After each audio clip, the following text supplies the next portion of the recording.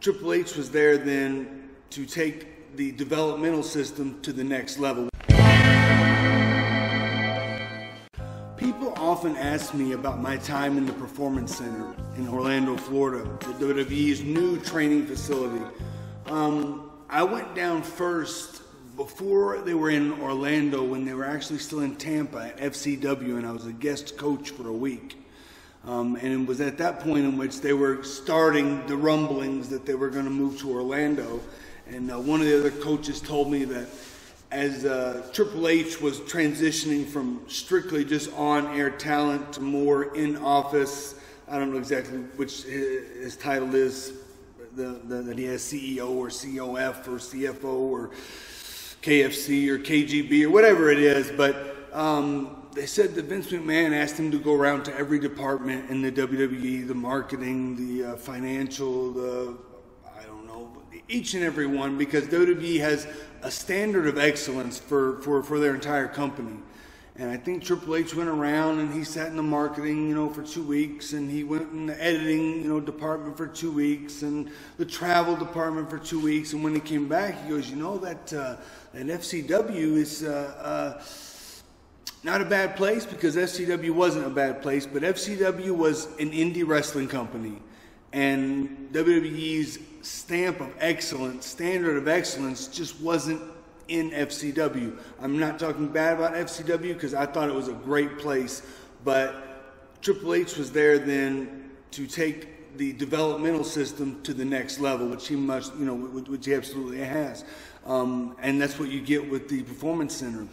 The story goes that Triple H went to the New York Giants training facility and saw, what the bar would be for when you talk about world champion, athletes, world champion performers. You go to the New York Giants, you go somebody that has done it, that's been there, and he saw, kind of what they had. And so, I don't know if people have seen the tours inside the Performance Center, but I mean, there's 7 wrestling rings. There's a wrestling ring that's very padded in case you want to be like a high flyer and do flying stuff like that. There's a complete medical staff on site at all times, which I thought was great.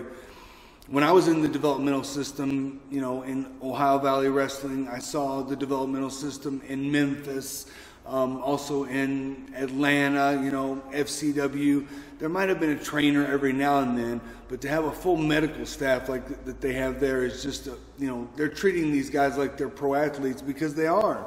There's a full gym there with a world-class trainer that will specifically work with each and every talent to make them, their very best. It's crazy.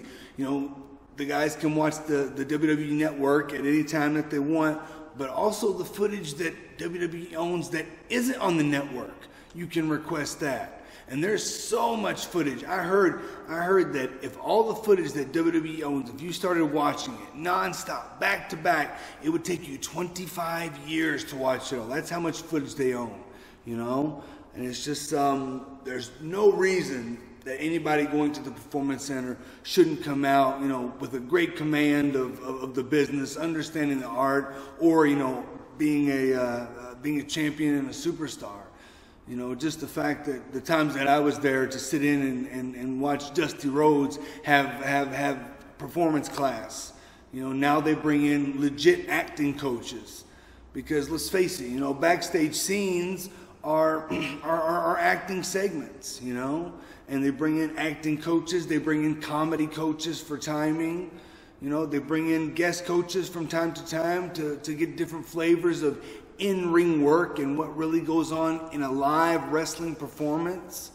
For people that haven't seen the Performance Center or don't know exactly what it is, it's a phenomenal building and a phenomenal complex.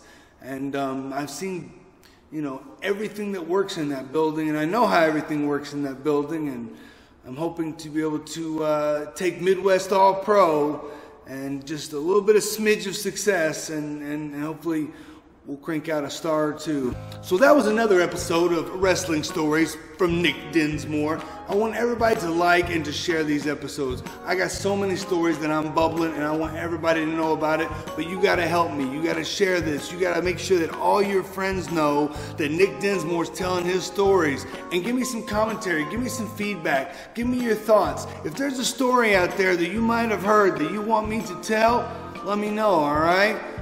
Check out the last episode we did. There was a DVD extra scene, a deleted scene between The Rock and Eugene, and I told the story about actually what happened backstage in the middle of that scene. So, everybody, keep tuning in. The stories are coming. We're building, we're growing, we're doing it, baby. If I was Diamond Dallas Page, I would say, bang, Diamond Cutter.